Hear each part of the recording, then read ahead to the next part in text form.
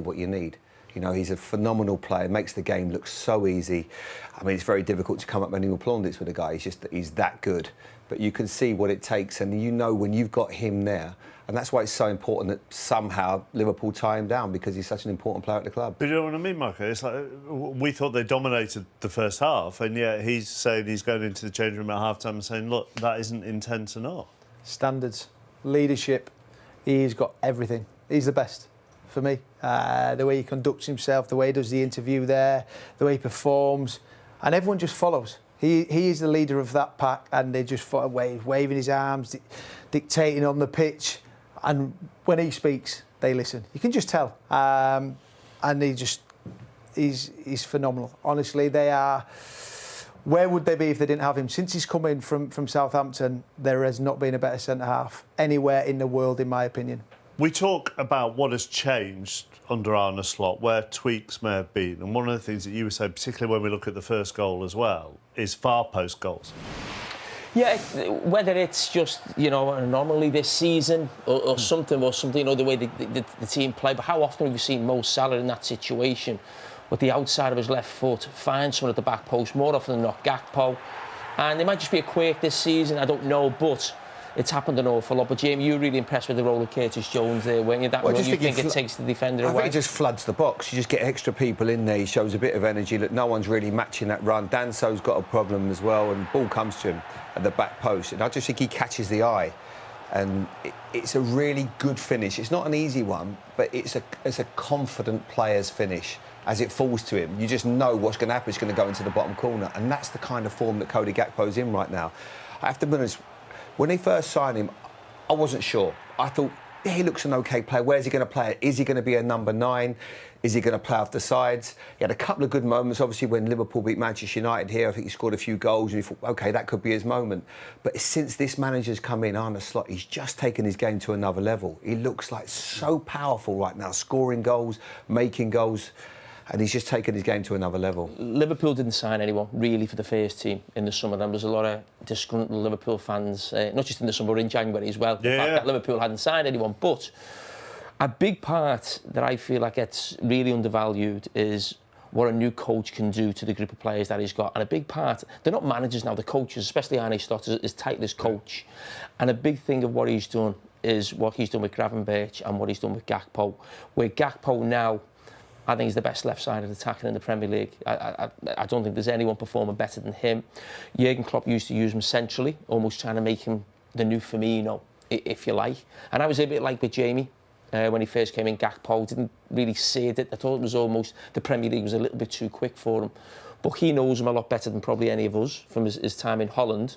Played him in his preferred position on that left-hand side, and right now there's nobody performing better. It takes some bravery, though, doesn't it, to hold your nerve as a football club and go, right, let's see what our coach, particularly we've got a new sporting director as well, right, let's see what our coach is going to do with this group of players. I think Chiesa is the only outfield player they've signed in 3 transfer windows. Yeah, and he's brought in really just if Mo Salah misses a game, and touch wood, that doesn't happen too often. But there is criticism of Liverpool in terms of bringing players in. I'm not part of that criticism, because I just think what they have done over the last 7 or 8 years under Jurgen Klopp and now with Slot, they hold the nerve, they very rarely make mistakes, and I think when you panic buy and you do things, you know, on the off, or you're searching for players. You look at Tottenham now, and I understand, you know, with injuries, and they just all of a sudden get the centre-back from, feels like nowhere.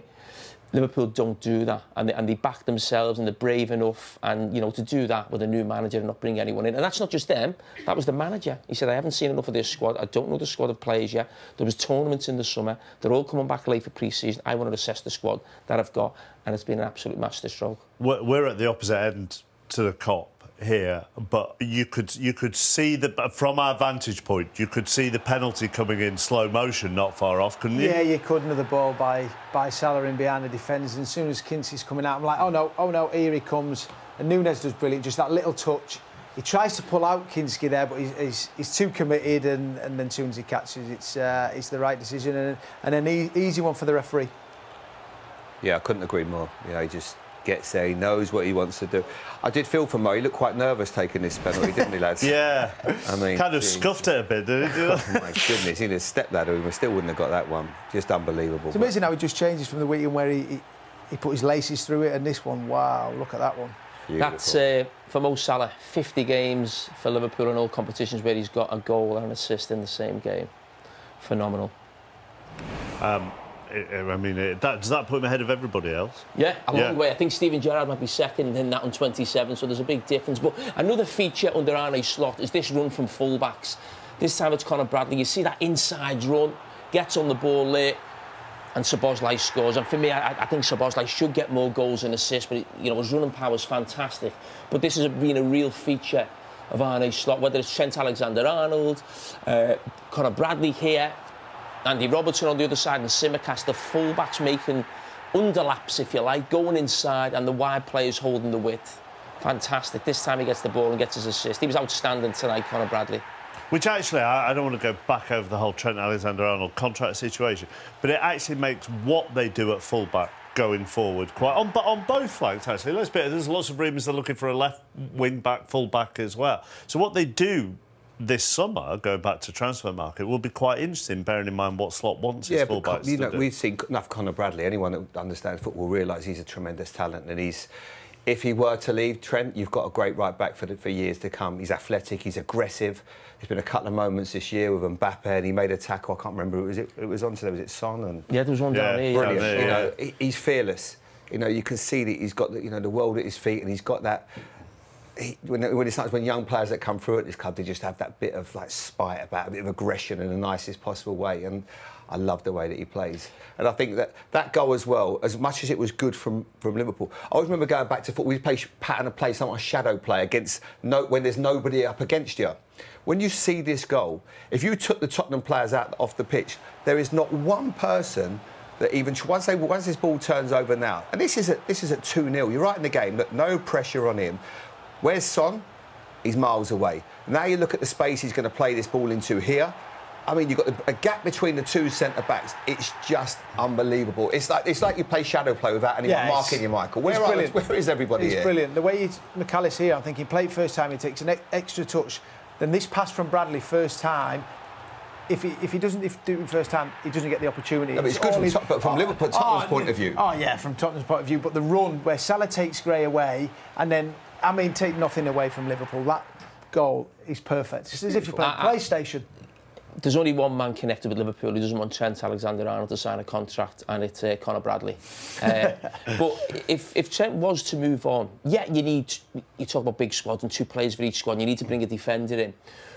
I don't think Liverpool should go and buy, a big right back, if you like, for a lot of money. What that lad's done whenever he's come in and filled in for Trent, even at last season, has been that good, his performance. If that's his performance level, if that's his level, there's not many better right backs in the Premier League from what we've seen of Conor Bradley, and maybe he's probably close to maybe 40 or 50 appearances for Liverpool now. So that lad needs to be given his head. He's performed too well to someone else come in and sort of be the first choice right back. Maybe you'd bring in a utility player who could do a bit of right back and centre back. But Conor Bradley, if Trent moves on, needs to be Liverpool's right back. And you know what I like about him? Jamie's exactly right.